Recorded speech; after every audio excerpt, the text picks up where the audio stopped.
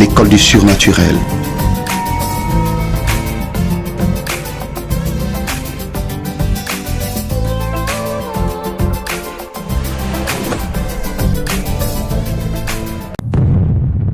Découvre-toi, agis et domine ton environnement. Le nom étant cet outil qui vous donne un caractère, il y a un détail que nous devons comprendre. Écoutez bien, le nom, nous l'avons dit précédemment que c'est un ensemble de lettres qui forment un mot. Et nous savons que les lettres ont des vibrations. Alors, dans le mot que nous appelons le nom, chaque lettre a des vibrations. Et nous savons que les vibrations, c'est des forces. Les vibrations, c'est des puissances.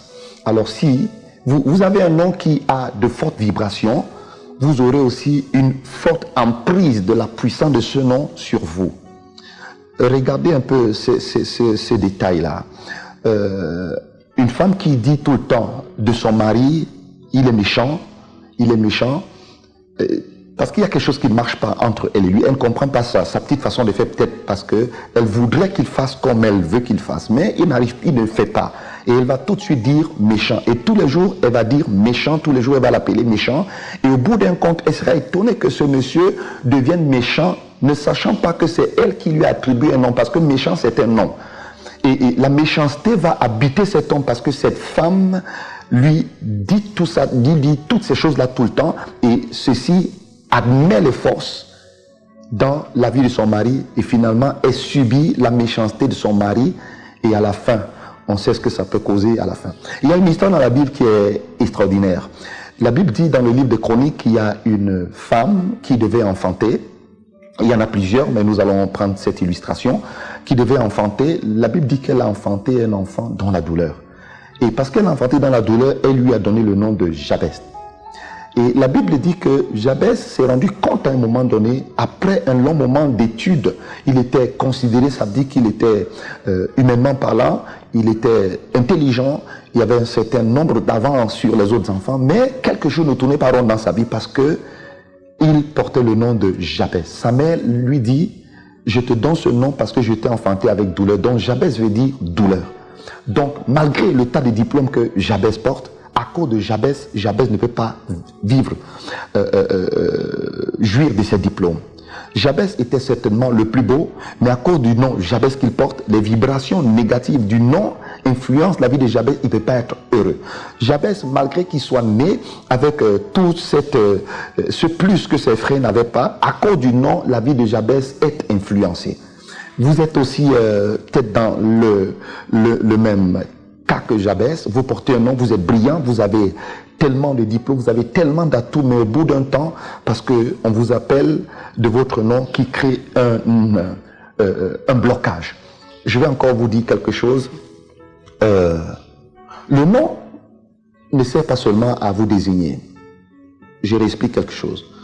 Dans la démo-construction, il est donné un petit exemple. Le nom est un ensemble de lettres qui forment un mot. Qu'est-ce que cela veut dire? Un mot, dans un autre sens, si vous vous mettez derrière le rideau, un mot, ça veut dire quelque chose qui fait mal. Un mot, c'est M-O-T, ça fait mal. Ok. Lorsque vous avez un mauvais nom et que l'on vous appelle 40 fois par jour, ça fait une incantation. Et toutes les fois vous dites oui, vous avez vous-même accepté une incantation dans votre vie. Parce que l'incantation, c'est un ensemble du moins une prononciation de mots à plusieurs reprises. Donc lorsqu'on prononce quelque chose de négatif plusieurs fois, ça fait une incantation. Lorsqu'un marabout veut vous maudire, il veut vous infliger un sort, il prononce plusieurs fois les mêmes choses. C'est ça qu'on appelle incantation. Maintenant, le nom peut devenir une incantation à votre sujet, à votre égard. Lorsqu'on vous appelle Jabez, on vous appelle par exemple du nom de je sais pas quoi, du nom de Lazare par exemple. Lazare veut dire sans aide, donc il ne sera, on ne pourra jamais l'aider parce qu'il s'appelle Lazare. C'est la raison pour laquelle le Lazare de la Bible, lorsqu'il est mort, il n'y avait personne pour l'aider, il n'y avait que Jésus pour l'aider, parce que lui, Lazare, son nom veut dire sans aide. Vous voyez? Donc, le nom devient une incantation et très très dangereux. C'est pour cela que Dieu a pris le soin de changer les noms de beaucoup de gens dans la Bible. Lorsque Jésus appelle Pierre, je vais dire Simon, il lui dit, on ne t'appellera plus Simon. Parce que Simon est attaché à des forces. Vous voyez, on t'appellera finalement Pierre.